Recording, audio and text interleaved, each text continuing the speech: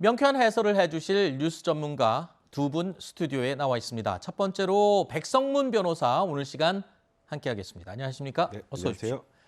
자, 이어서 김수민 시사평론가도 함께하겠습니다. 안녕하십니까? 네, 어서 오십시오. 반갑습니다. 자, 산업부 블랙리스트 의혹 수사를 둘러싼 여야의 대치가 첨예합니다. 대치 전선은 문재인 정부에서 임명된 전현희 권익위원장과 한상혁 방송통신위원장의 거취 문제로까지 번지고 있습니다. 오늘 아침 윤석열 대통령도 이 문제에 대해서 직접 언급했습니다. 한상혁, 전현희 위원장 두 분은 함께 하기가 좀 어렵다고 생각을 하시는지요? 그래서 저는 국무회의에 필수 요원 국무위원도 아닌 사람들이 뭐 이렇게 와서 앉아 있으면은 다른 국무위원들이 마음에 있는 얘기들을 툭 터놓고 또 비공개 논의도 많이 하는데 그래서 굳이 올 필요 없는 사람까지 다 배석시켜서 국무회의를 할 필요가 있나 하는 생각은 있습니다. 네. 물러나줬으면 좋겠다는 생각이 드신가요? 뭐 임기가 있으니까 자기가 알아서 판단할 문제 아니겠습니까? 자, 전현희 위원장과 한상혁 위원장이 국무회의에 불참 통보를 받은 것을 두고 이 민주당은 사실상 사퇴하라고 압박을 한 것이 아니냐라고 반발을 하고 있습니다. 윤석열 대통령도 조금 전 들으신 것처럼 굳이 올 필요 없는 사람까지 배석할 필요는 없지 않느냐라고 반문을 한 겁니다. 자, 야당의 주장과 윤 대통령의 답변 어떻게 보십니까? 일단 뭐 압박이라기보다 불편하다죠. 네. 불편하다. 그러니까 어찌 보면 대통령의 임기와 지금 국무위원은 아니지만 네. 뭐 관례상 국무회의에 참석했던 그런 직책에 있는 분들이 이제 성향이 아예 다른 쪽에 있다 보면 국무회의가 원활하게 진행되기 좀 힘든 그런 문제들도 있고요.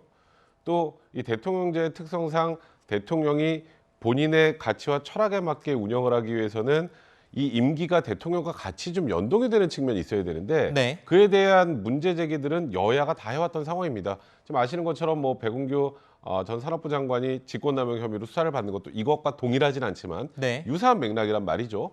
이게 그럼 정권이 반복될 때마다 이런 일들을 겪어야 되는지 네. 그래서 여야 합의하에 이 부분을 좀 해소하려는 노력을 하는 것처럼 보였습니다만 지금 뭐 국회가 사실상 아무 기능을 하고 있지 못하는 상황이기 때문에 일단은 윤석열 대통령 입장에서는 뭐 강제로 어떻게 뭐 임기가 남아있는 상황에서 이거를 임기를 단축하고 교체할 수 있는 상황은 없죠. 그건 직권남용이니까. 네. 결국은 지금 조금 전에 나왔던 것처럼 당사자들이 알아서 판단해줬으면 좋겠다는 입장을 밝힌 거고 네. 민주당도 이게 반대 상황이라면 거의 비슷하게 대응을 했을 것 같습니다. 네. 그런 면에서 이거는 누구의 잘잘못이라기보다 국회에서 대통령제에 맞게 임기를 좀 변화할 필요가 분명히 있다 이렇게 네. 생각합니다. 지금 뭐 이 압박이라기보다는 이 좀 함께하기가 좀 불편한 거다 이렇게 지금 표현을 해주셨는데 하나 궁금한 게요.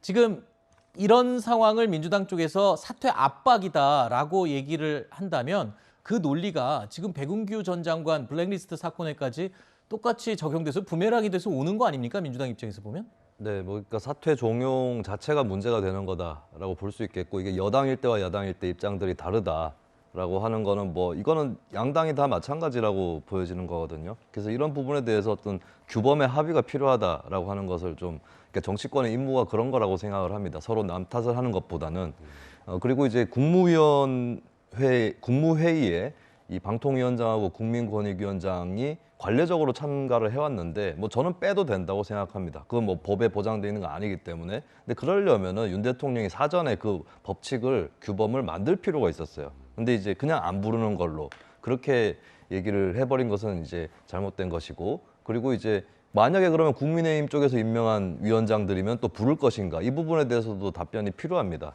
예, 그런 얘기를 해줘야 되는 거고 그다음에 이 그 정권의 코드에 맞게 공공기관장 인사를 임명을 하고 또 임기를 거기에 맞춰주는 건 전 필요하다고 보는데 근데 방통위원회하고 국민권익위가 그러한 기관인가 이건 다시 생각을 해봐야 돼요. 국민권익위는 정부를 기본적으로 감시하는 역할을 하는 것이고 방통위도 중립적인 기구입니다. 합의제 기구고 그렇다면 이 자리들은 이제 정권의 코드하고는 좀 무관하게 임기가 보장되는 건 맞다고 보거든요. 네. 이런 것들에 대해서 좀 룰을 확립하는 회의가 필요하다라고 하는 건데 문제는 이제 대통령은 그래도 임기를 이제 보장하는 것이다라고 전제를 하고 있는데 권성동 국민의힘 원내대표는 한 언론과 인터뷰에서 알아서 나가라는 식으로 종용을 했어요.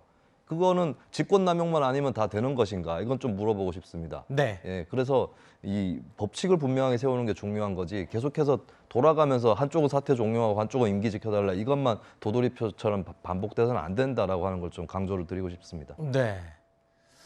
사실 어느 쪽도 지금 사퇴 종용이라는 말을 쓰는 게 솔직히 글쎄요. 야, 민주당은요. 산업부 사퇴 종용 사건을 수사하면서 한편으로는 똑같은 행위를 하고 있는 게 아니냐 이렇게 비판하고 있는데요. 우상호 비대위원장의 이야기를 들어보시죠. 방통위원장을 국무회의에 참석시키지 못하게 연락이 왔다. 물러나라는 소리 아닙니까? 그죠? 장관급 인사인데 정부의 주요 회의에 참석하지 말라 이런 통보를 했다. 압박 아닙니까? 그러면 이 행위는 합법입니까? 불법입니까? 전현희 권익위원장에게 물러가 달라는 연락이 왔답니다. 누군지도 제가 알고 있습니다.